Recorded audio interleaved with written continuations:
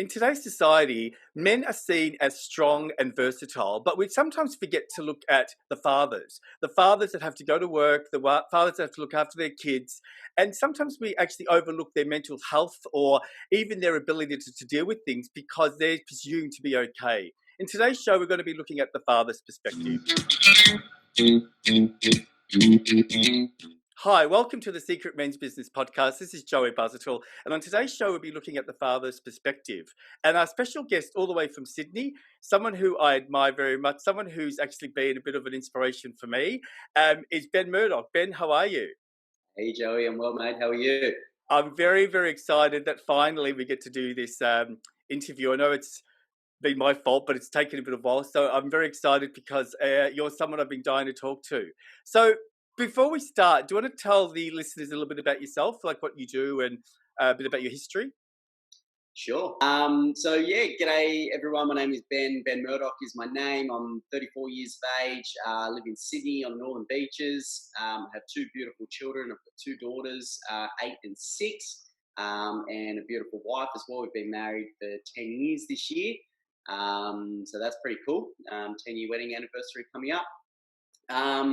I do a number of different things. So I have a mechanics business. That's kind of what I do during the day. And then one of my really strong passions is working with men.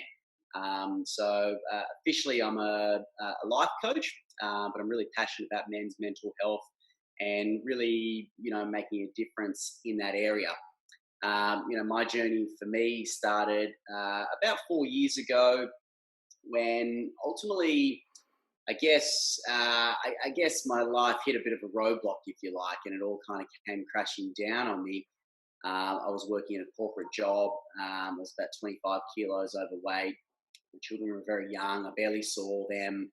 My wife and I had become disconnected. And so 4 years ago, I kind of started the journey of the inner work, if you like. And I've sort of been on that journey ever since. And once I kind of really started to, learn and understand and grow about myself and what was driving my behaviors, what was creating, my sabotaging patterns, I got really passionate about wanting to do that for other men. A big reason for that, I guess, and why men is one of the things that I experienced when I went through massive change in my life was that, a lot of the men in my life kind of, they kind of took off when things got difficult, my so-called mates, guys that I've been to school with, guys that I thought that would kind of be there, and have my back forever. Turns out they weren't. So, I need to go through a process of kind of finding myself, but then also finding a new tribe. And once I was able to do that, my growth, just accelerated. But on top of that, it also gave me the platform to be able to just feel safe. To be able to be, to be able to be open, to share, to be vulnerable. Yeah. With men that I felt truly safe with. So that's a big reason why I work to bring men together. Yeah. One thing actually that I'm hearing a lot of lately with my clients is that statement you made about men running. So in your experience, you went through it yourself and now you're coaching guys. So why do you think men run? Why do you think they're uncomfortable to face some of their emotional or vulnerability needs? Like, what's the reason you think? Yeah, I guess there's many different reasons. I mean, I think about my own journey. Like, I'm 34 years of age. I started this journey when I was 30. I mean, I think about how difficult it was to just start. I remember getting into that first personal development program and I was shaking. Like, I was so afraid of what was going to come up, what was I going to experience. I think, there's so many elements of it, but I mean, men potentially may be afraid. They may not have good supportive networks around them to be able to help them through it. So it's like, if I go through this, am I going to be alone? Are people going to judge me? What if I become someone new and people don't like that? What if people feel threatened by that, afraid of that, feel attacked by that? We really become stuck in the identity of who we are. We become really attached to the identity of who we are. So there can be an element of fear around actually changing that identity and stepping Mm. out to our true selves because of the fear Of doing it. yeah, Oh, yeah. I'm just wondering, do you think that permission's also an important thing? Like, I've noticed, I mean, meeting you like randomly online and then becoming friends with you and all that. I love how that sort of has evolved. Do you think that men are giving each other permission now to be more vulnerable? Because if you think about some of the cultural ways of being, like a lot of footy guys, for example, they pat each other on the back and they say it'll be right. And they're, I imagine, the ones that run. I mean, some of my clients who are footy players and their dads, they want to talk to their footy mates, but they don't. They don't feel comfortable. So, is permission a big part of it? You think? Look, I got no doubt. I think one of the things that I really experienced was years ago when I used to drink and hang out, my old friends, if you like. One of the things that was quite common was, to get to like 3 o'clock in the morning and, you'd be on your way home or you'd obviously had way too much to drink. And it was at that time when I found that my mates felt comfortable enough to be able to open up, to express, Right. share. And, there'd be tears and there'd be I love yous and there'd be hugs and it'd be like, I'm here for you. And, then, there'd be all these well-intentioned plans set up to, okay, let's deal with this tomorrow or next week. Like, how can I help you further? And then like a week would go by or 2 weeks would go by and you'd see him again. And then there was like this awkwardness, Mm. and neither of us really knew what to do, what to say. There was kind of like this unspoken thing going on where it's like, how do I now deal with this now? So it's kind of just pushed under the rug and not dealt with, even though we've really shared some of our deepest challenges, Mm. deepest fears, deepest secrets. But now that we're sober, it's like, what do we do now? And so, what do you do? What do you do? Well, Well, like I was going to say, you're the one, right? I remember I was going through a similar thing where I wanted to, voice something, and then I remember you ringing me and just, oh my god, that was like the most inspirational pep talk. I wish I'd recorded it. You just literally listened and told me what to do, and I thought, wow, this is the first time that that's ever happened. So, are you finding that you're just doing that more? Like you seem to be really natural at it, just being able to give someone that pep talk or that chat. So, is that what you've sort of evolved to, that you're the one that instigates the discussions? oh, look, yeah, yes and no. I mean, ultimately, it's really about whether you're a coach, whether you're just an average guy, and you just care about your mates, and or someone's going through something. I mean, ultimately, it just comes down to a level of authenticity and Mm, just being vulnerable in yourself and being willing to put yourself out there, put your friendship on the line, and have that difficult conversation that everybody else may be running away from or ignoring, because it's scary, it's uncomfortable, it might bring up some of your own stuff. The more you know it, like the more that yeah, you coach people, the more that you work in this space, the more of your own stuff comes up. Sometimes it yeah, can be really confronting. So it's another reason why sometimes guys might run. So it's really just you know, about listening and hearing, yeah. and when you can create a space for someone to just be able to simply share, that's a really powerful place to come from and to create, is just the ability to be able to listen Mm. and just be there. And I think there's also a tiny little bit of the fact that they've got to be ready. I mean, if they're not ready and they don't want to, they think it's hippie stuff and they don't want to do that, then they're not going to do it, are they? So in your coaching experience with men, like you've been doing it for 5 years, you said, like, what are some of the main mental health issues that you are seeing, especially with fathers? Like, what are some of the things that they're talking to you about? Yeah, I think the biggest thing with fathers, I mean, fathers is an interesting one because there's just a new element that's attached to your life now that ultimately, I was having this discussion just on Friday morning that nobody prepares men for fatherhood, right? Yeah, Like nobody, there's like obviously parental classes that you can go to, how to change a nappy, do all those sort of things, but nobody actually, well, that I'm aware of, really prepares you for what life's going to be like once mm. you have a child. Do you think that would have been your father's job? Like, do you think historically, now that you know this, because probably your father should have been the one that spoke to you about what it's like to be a dad because he's your dad. Totally, yeah, Yeah, sure, yeah. Like, I mean, yeah.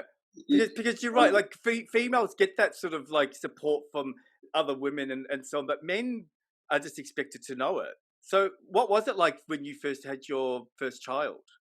well, I mean, you're totally blind, right? Like you're just on autopilot, and before you know it, there's certain dynamics that start to play out. One of the things that I see a lot, my children are now in school. One of the things that I really noticed when they got to school was how many parents were separated by the time these children had reached the age of 5 and they were ready to go to school. So 5 years ago, they were in love enough that they wanted to spend the rest of their lives together and create a family. And now Mm, within 5 years, the relationship's over. There's many different factors for that, obviously, but one of the biggest things that happen is you go from being, like number one in your partner's eyes to now like you're like a distant second, right? yeah, Because her priority is to keep this child alive in the most beautiful and spectacular way possible.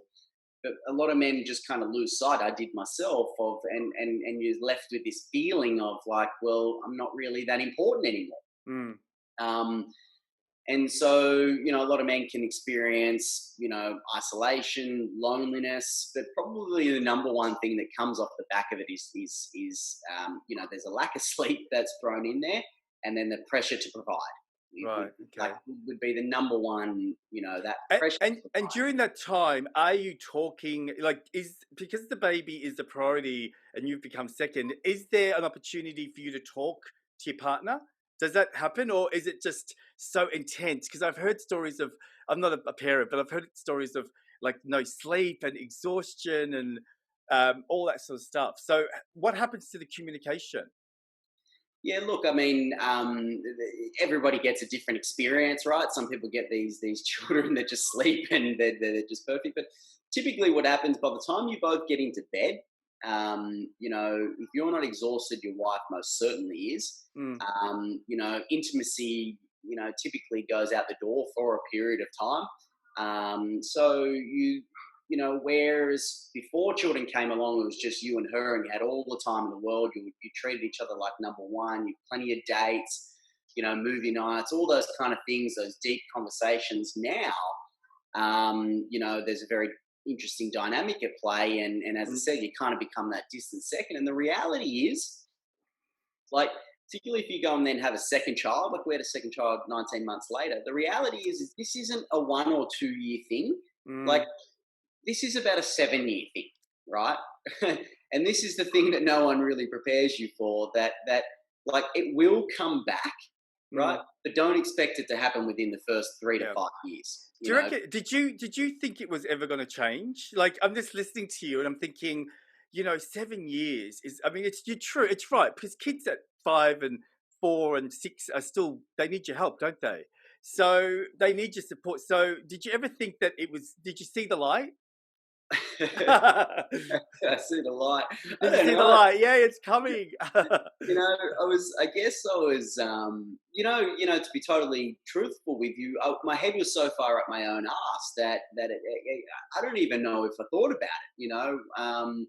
My wife's priority became, like giving life to these children, Mm, and my priority became, trying to become the CEO of the organization that I work for, or so that I could make my dad proud. wow.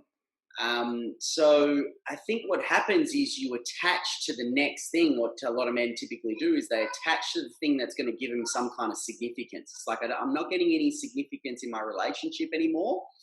Um, and so it's like, how can I fulfill myself? How can I make myself feel good? What can I attach my mission to? And for me at that time, I was very selfish and very ego driven. So it really all became about, how can I make more money, Yeah, so that this financial pressure can go away. But yeah.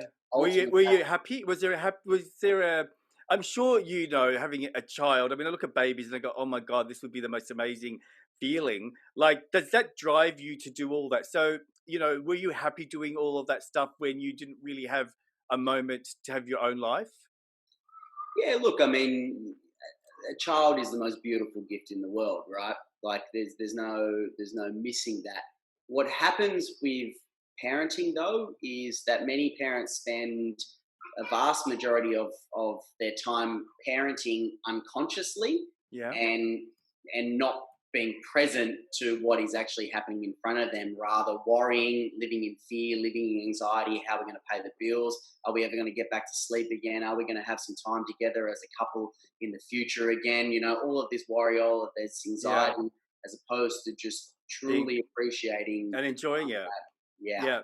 Can yeah. we go back to what you said earlier about the dad, when you realized that there was a lot of kids with separated parents? Mm, With those guys, I've in my own clinic, I've noticed some of the emotions that come up when a father is, in a separation situation, from little things like, yeah, not being in the child's life as often as they want to, limiting decisions and choices. So what are some of the things that you've noticed with single dads, like that they go through mentally? Because I would imagine it would be quite an emotional and maybe even depressive time. yeah, I've seen all extremes. I've seen dads that have got beautiful 50-50 sharing with the children, where it's amicable and everything's good, and the child is the one that obviously benefits from that situation, right down to dads that haven't seen their children for over 2 years, Right. and without an end in sight. The amount of I mean, the lawyers are the only ones that win in these situations, but the time in family court, the money, so all of this builds up, right? Like all of that pressure. Like, am I going to see my children again? How much money is this going to cost me? Am I going to be able to fight this? Even once there's a court order in place, like, um, you know, those instances where it's like, okay, we go and do the swap over with the kid. Dad parks here, mum Mm. parks all the way over here. Kid jumps out of the car and runs, Oh like, God. because mum and dad cannot be amicable anymore, Yeah. which is truly devastating for this poor child. Like, Yeah. what happens on their 18th birthday, their 21st, the day they get married?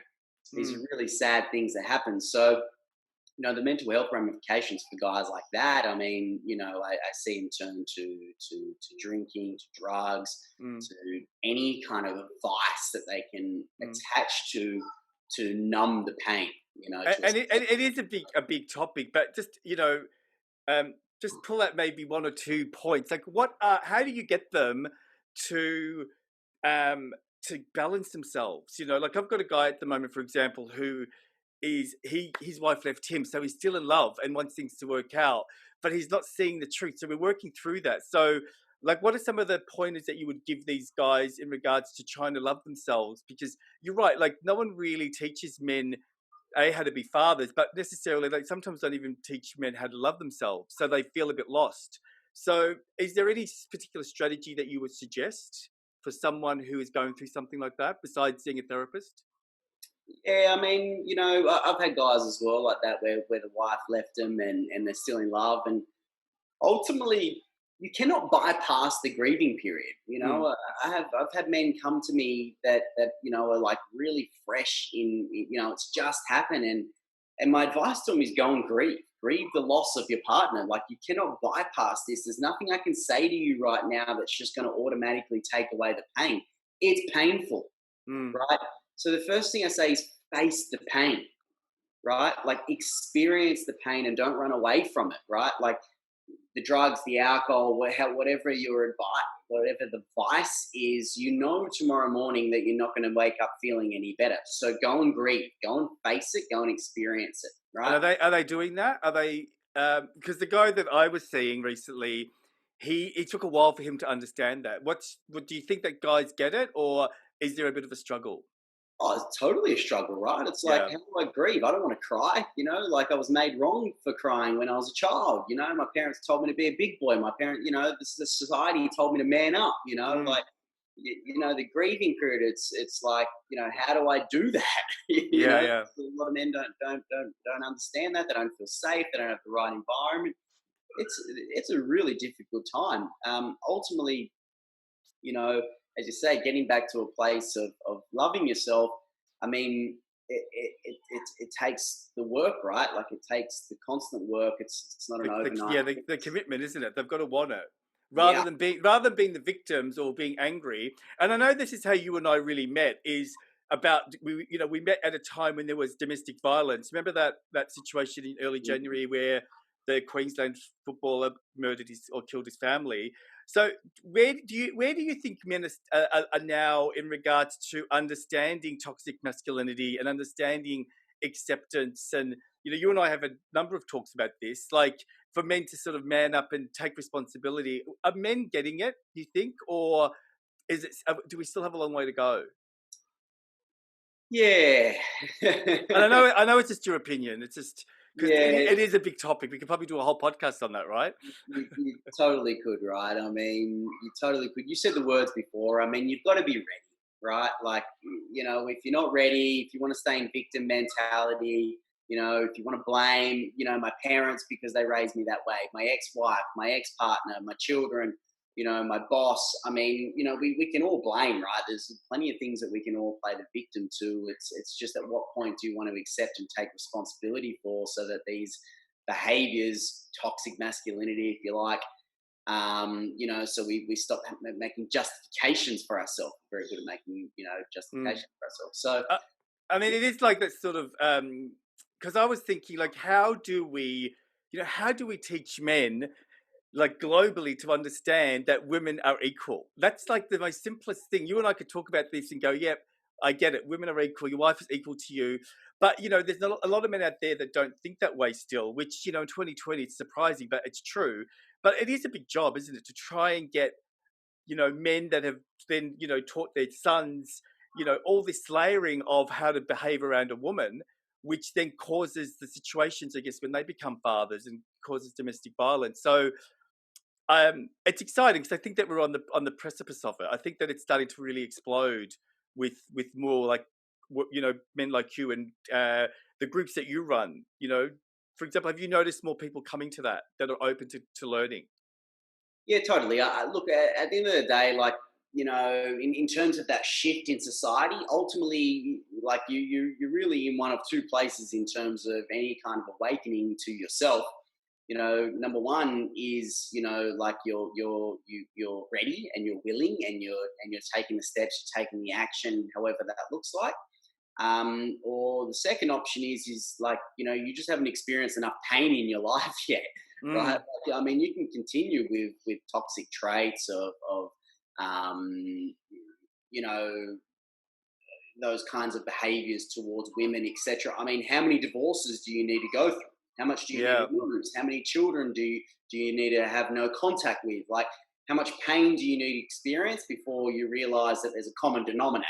Mm. Do you think that those men that you describe, those hardcore, I'm going to call them blokes, okay? I know that's probably a wrong word, but Sure. do you think that that everyone's got the capacity to change, or do you feel that there are some men that are just too stuck in their ways? Look, I believe that. I believe that. Yeah, look, I believe anybody can change, right? Now, I mean, to what degree is totally up to them. But I do believe that. I truly believe, and some people say things to me like, oh, like men that are going through the divorces and things like that, and it's like, oh, she showed her true colors, and Yeah.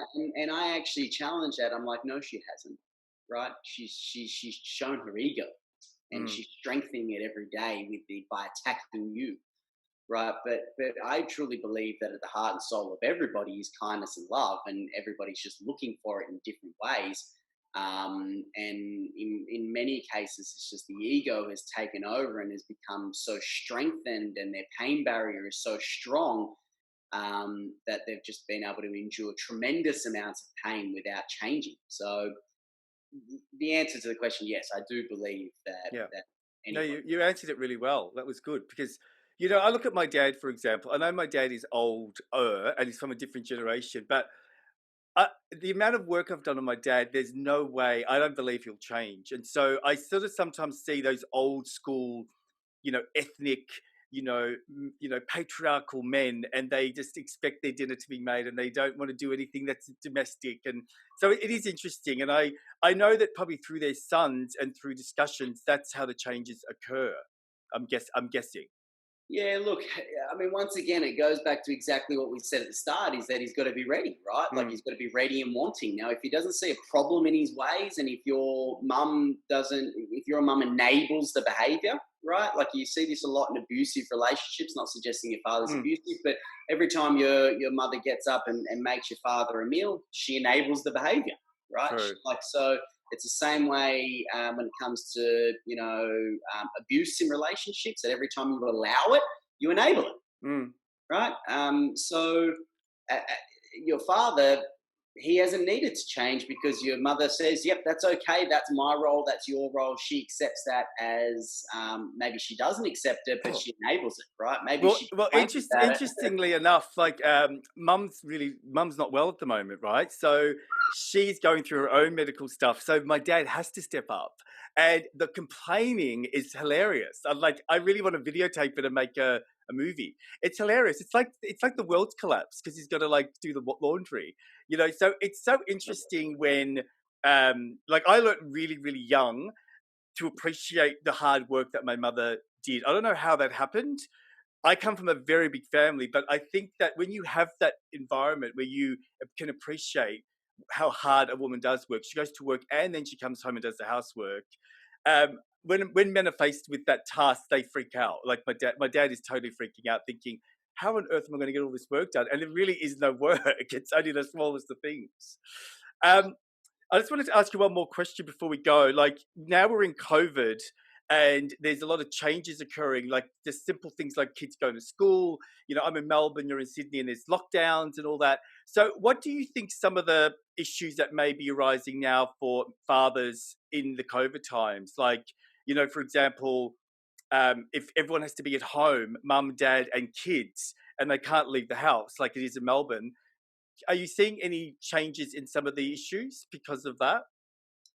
Yeah, I guess you got varying degrees. Ultimately, in Sydney, obviously, it's very, very different to Melbourne. But we know statistically, we've seen a lot of the statistics around abuse, domestic violence. We've seen suicide rate go up amongst teens and adults. So all the statistics are there. It's all. I mean, it's all happening in front of us, right? um, I really feel for people that are in environments where it's not safe to be at home. Like, Yeah. many of us are very fortunate enough to just have loving homes and being at home. Sure, it's challenging, like managing the children, managing the wife, keeping everyone happy, trying to get all your work done. That presents some challenges. But they're very minimal challenges compared to people whose safety is Mm. is, is, is I've actually noticed another thing is a lot of clients are actually realizing that they're not in love with their partners because they normally have an opportunity to escape and go to work. And it's interesting. One of my clients said to me, we're in lockdown, and I noticed my wife was laughing a lot with her work colleagues, and she doesn't laugh like that with me. And I'm thinking, wow, that's really interesting. Being stuck together and being able to see the true versions, because we work does take up a big tough type crunch of our time, doesn't it? You go to work, you've got different friends, different things that you're doing, but when you're stuck together, I think that word is probably accurate. It's challenging. challenging. I mean, you're going to see so much more that work was able to just hide, and you could jump in the car in the morning and come back in the afternoon, and you get your couple hours together, and you could brush things under the rug. Now you're in front of each other all day, every day. Mm, Interestingly, how people say, "Oh, I don't think I'm in love anymore," or whatever the rhetoric is. Um,